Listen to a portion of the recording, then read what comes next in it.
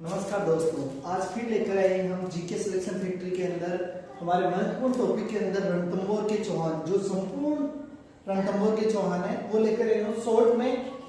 तो बिना समय गवाए हम स्टार्ट करते हैं। रणथंभौर के चौहान, इनका सबसे पहले आता है गोविंदराज चौहान। गोविंदराज चौहान था जो रणथंभौर का शासक था। इन्होंने इस रणथंभौर की स्थापना की, वह 1194 ईस्वी में की थी। चौहान वंश की स्थापना की थी 1194। उसके बाद आता है वीर नारायण। वीर नारायण था जिसने इल्तुतमिश से संघर्ष किया था। इल्तुतमिश से संघर्ष किया था। उसके बाद आता है वाघभट्ट। वाघभट्ट आता है जो दिल्ली के शासक था रजिया सुल्तान, उसका आक्रमण विफल करने का काम वाघभट्ट ने किया था। किसने किया था? वाघभट्ट ने। उसके बाद आता है जेतर सिंह। जेतर सिंह है जो हमीरदेव चौहान का पिता कहलाता है, तथा इसने जेतर सिंह ने क्या किया था? 32 वर्षों तक शासन किया था। उसके दौरान नसीरुद्दीन का आक्रमण विफल किया था। यह महत्वपूर्ण, 32 वर्षों तक शासन किया था और नसीरुद्दीन का आक्रमण विफल किया था। अब आता है इंपॉर्टेंट रणथंभौर के चौहानों के अंदर सबसे महत्वपूर्ण आता है हमीरदेव चौहान। हमीरदेव चौहान है, इसने एक विजय यज्ञ करवाया था। विजय यज्ञ का नाम था कोटियजन्य यज्ञ, और इसका पंडित था विश्वरूप शर्मा। इसका पंडित कौन था? विश्वरूप शर्मा, जो महत्वपूर्ण एग्जाम में पूछा जाता है बार बार कि इसका यज्ञ कराने का पंडित कौन था, तो वो था विश्वरूप शर्मा। और इसके बाद में जलालुद्दीन खिलजी था। इसने 1290 ईस्वी में जाइन दुर्ग पर आक्रमण किया था। जाइन दुर्ग पर आक्रमण किया जो सवाई माधोपुर के अंदर स्थित है, तथा सवाई माधोपुर के अंदर स्थित है वह जाइन दुर्ग को जीत लिया था।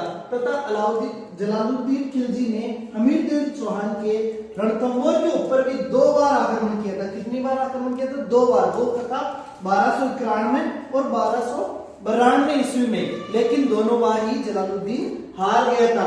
और हारने के बाद जलालुद्दीन ने एक महत्वपूर्ण वाक्य कहा था कि ऐसे 10 दुर्गों को मुसलमान के एक बाल के बराबर भी नहीं समझता। यानी उसने कहा था कि ऐसे 10 दुर्गों को मैं मुसलमान के एक बाल के बराबर भी नहीं समझता था, क्योंकि वो हार गया था, इसलिए उसने कहा था। और हमीरदेव चौहान का एक महत्वपूर्ण आता है कि इन्होंने 17 युद्ध लड़े थे, उसमें से 16 युद्ध जीते थे।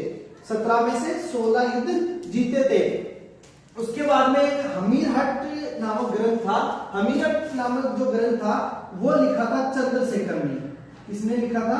चंद्रशेखर ने। चंद्रशेखर का रचित हमीरहट था। उसमें जलालुद्दीन खिलजी था, उसका सेनापति था मोहम्मद शाह, और उसकी पत्नी जलालुद्दीन खिलजी की पत्नी थी चिमनाबाई।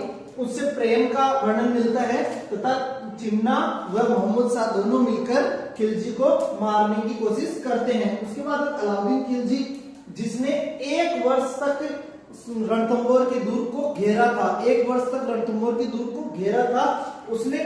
उसके बाद में अमीर खुसरो था। अमीर खुसरो ने ये कहा था उसके 1 वर्ष में घेरने के बाद कि सोने के 2 दाने के बदले में, यानी हमीरदेव चौहान को सोने के 2 दोने के बदले में चावल का 1 दाना भी नसीब नहीं हो रहा था, क्योंकि अलाउद्दीन खिलजी ने 1 वर्ष तक घेराबंदी कर ली थी। ना कोई बाहर आ सकता था, जा सकता था, ना खाद्य सामग्री की बहुत कमी होने के कारण अमीर खुसरो ने ये कहानी कहा था। लेकिन उसके बाद में हमीरदेव चौहान के थे जो 2 सेनापति थे, रणमल व रतिपाल, उसको उसने कुछ दुर्ग देने का लालच देकर अपनी तरफ मिला लिया था।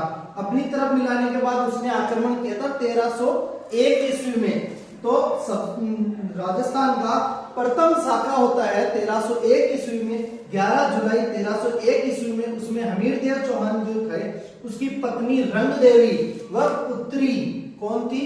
पुत्री देवल देव, दोनों ने जल जोहर किया था, तालाब में कूदकर अपनी आत्महत्या कर ली थी। तो ये राजस्थान का प्रथम शाखा व एकमात्र जल जोहर माना जाता है।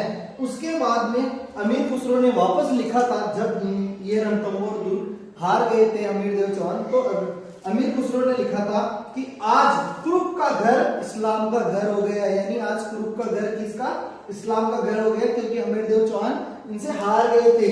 उसके बाद में हमीरदेव चौहान ने 32 खंभों की छतरी रणथंभौर में बनाई थी अपने पिता के 32 वर्षों तक शासन करने के याद में, और उस छतरी को बोला जाता है न्याय की छतरी। क्या बोला जाता है? न्याय की छतरी। और हमीरदेव चौहान के बारे में एक महत्वपूर्ण कहावत कही जाती है, सिंह सवन सत्पुरुष वचन कदली फले एक बार, तिरिया तेर हमीर हट चढ़े न दूजी बार।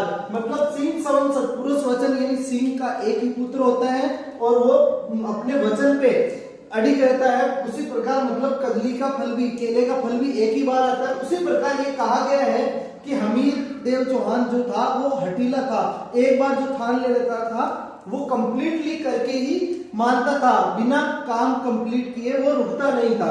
उसके बाद कुछ महत्वपूर्ण काव्य और ग्रंथ आते हैं जिनके रचयिता हैं वो मैं बता देता हूँ। हमीर महाकाव्य, हमीर महाकाव्य है उसकी रचना की थी नयनचंद्र सूरी ने। उसके बाद आता है हमीर रासो, उसकी रचना की थी जोधराज या इसे हम सारंगर भी बोल सकते हैं। उसके बाद आता है हमीर हट। हमीर हट की रचना मैंने पहले ही बता दिया था कि हमीर हट की रचना चंद्रशेखर ने की थी, जो मोहम्मद सावज छिन्ना के प्रेम की गाथा बताता है। हमीर बंधन उसकी रचना की थी अमृत केलास ने, हमीर बंधन की रचना की थी अमृत केलास ने। और हमीरायण जो भांडव व्यास द्वारा रचित किया गया है। तो और आगे महत्वपूर्ण जानकारी लेने के लिए और नेक्स्ट आने वाले नाडोल के अन्य चौहान वंश पढ़ने के लिए चैनल को सब्सक्राइब कीजिए, लाइक कीजिए एंड शेयर कर दीजिए। Thank you.